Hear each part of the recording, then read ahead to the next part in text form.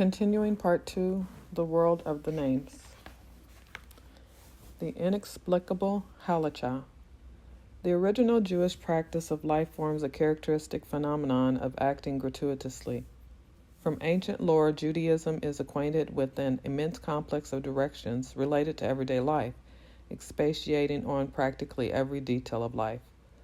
All of it is purely traditional, handed down. In fact, it is what should be expressed by the word Kabbalah.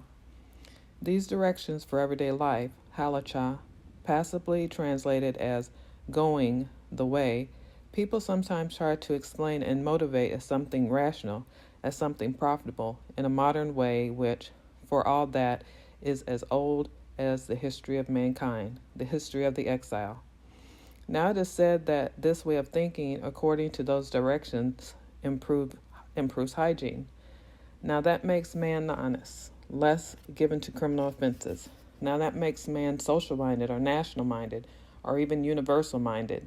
That makes him modest, eager to learn, sensible, clear-headed, a frequenter of synagogues, business-like, healthy, etc. All these statements presume knowledge of God's will and purpose, and people zealously pass on this knowledge. They have often to twist and turn in order to explain the complicated ways along which God purposes to make man healthy, decent, reasonable, etc. People have just as often to avoid many tortuous ways, simply because even God cannot be followed there. It goes without saying that all this is a denial of the purpose of creation, a degradation of man's intercourse with God. No, all these things which should be done or not be done every day flow forth from a source which is nistar, which is mystery.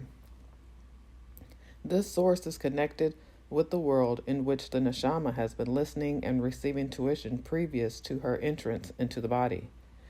This source is related to the words of the Bible as they live in the other world, hidden from our temporal standards, our standards of profitableness. That all these directions for daily life should have come down to us, handed down from the world previous to the destruction, from the world previous to the exile, is an incomprehensible miracle in itself. For indeed these directions for living bestow a structure, a rhythm on our so-called daily routine, which are closely related to life in its essence. The source, in fact, is Nistar, it is God himself.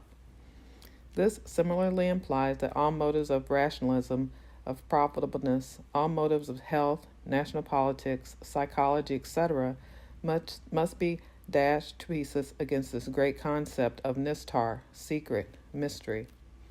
It is simply absurd when people, utterly convinced that modern knowledge in its race from pinnacle to pinnacle of evolution can judge of profitableness and unprofitableness, start judging these directions for daily life by the standards of evolution and at the same time making selections. It is these people who are in favor of a revision of the Bible, as they also wish to interfere with the Neshamah. With these people, looking for explanations, looking for cause and effect, is carried to extremes. They scorn to practice evasion. They simply take shortcuts. Alas, either approach proves no longer to recognize the meaning of Nistar. People have forgotten that it is this very Nistar which makes possible this specific acting gratuitously. Acting even though they don't know why things should be done this way and not any other way. Not just a little differently. Very much like reading the Bible and failing to understand why the sons of Esau should be called such and such and not by other names, more easily to be pronounced, or why Methuselah should reach the age of 969 years exactly, not 974 or 950. We act gratuitously from our joy in recognizing a relationship with what the Neshamah, hidden profoundly, hidden under many layers, similarly knows and realizes. We realize that we experience creation, that we experience the return and liberation. So, the way of living with this tradition originating from the pre-mondial source concerning man's conduct simply cannot and must not be explained from the standpoint of profitableness. One might as well say that whoever lives this life according to these directions shall live long, shall be spared persecution, shall be saved from distress, shall be cured from disease. Whoever does not live up to this mark, why, he will see what is coming to him. Of course, we know that either group meets with one thing as well as the other. We even know that the former group, looked at from the viewpoint of the world, gets off less favorably than those who are strangers to this mode of living, or those that have abolished this mode of living. Now, this is the point of issue. In spite of persecutions, apostasy, of everything negative as viewed from the standpoint of evolution, in spite of all this, throughout the millennia, this mode of living has been maintained, long lovingly cultivated. That is really gratuitously. It has brought with it inner joy, great bliss, both because people acted gratuitously and recognized that because of it they were connected with the source, with the mystery of Nistar. Halachah and Neshamah. And finally, that parallelism does this practicing gratuitously of a mode of living handed down from another world show. These directions for the way of living are diametrically opposed to complying with evolution. Complying with evolution means a man allowing the body, i.e., his material existence, to adapt itself unimpeded to whatever this evolution may bring with it. Opposed to it there is that immutable discipline, that unimpeachable structure, that rhythm actually outlasting eternity, come down to us from another world, from a reality beyond our space-time reality.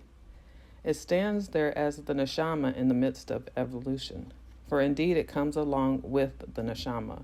It comes from the world where the Word of God also bears within it the nature of life in exile.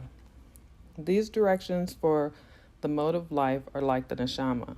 They are stable, immutable, and because of it, they keep their ascendancy over evolution. This is the way the Neshamah expresses itself, also on the plane of all actions of conduct. For the Neshamah expresses itself in every direction. Nothing in creation can be called unimportant, for it is only our temporal judgment that passes judgment, and this temporal judgment causes us to consider merely those things important which appear to be important in evolution. Very often the extremely important hardly comes forward in temporal evolution, in the material phenomenal form. The Neshamah is not demonstrable in the phenomenal. God appears to be defenseless, and yet that is the decisive element. The person heeding the seemingly unimportant, his cognition from within is well guided in the unconscious. His Neshamah speaks. Thus, heeding things seemingly unimportant ever was the cause of a turning point in the history of mankind. The reader is referred to the example of Jacob's concern about the small picture to the concern about the single lamb strayed from the large herd. The minute the defenseless lying by the roadside shows parallelism with the Neshamah, the Shekinah. That is why the direction for the mode of living of the Halachah are so full of concern about the very minute, for that which the world neglects, that which the world shrugs its shoulders at. An ancient story has it that in this world of evolution, in the world of the exile of Edom, the Redeemer is to be found as a beggar at the gate of Rome. Rome is used here as an expression of a supermundane conception, just as Jerusalem is that for another reality. The world would gladly seek the Redeemer among the titled wise men, among the worthily proceeding patriarchal figures. The world minds the exterior, the phenomenal in the evolution. The Redeemer, however, is in the last place where the world would seek him.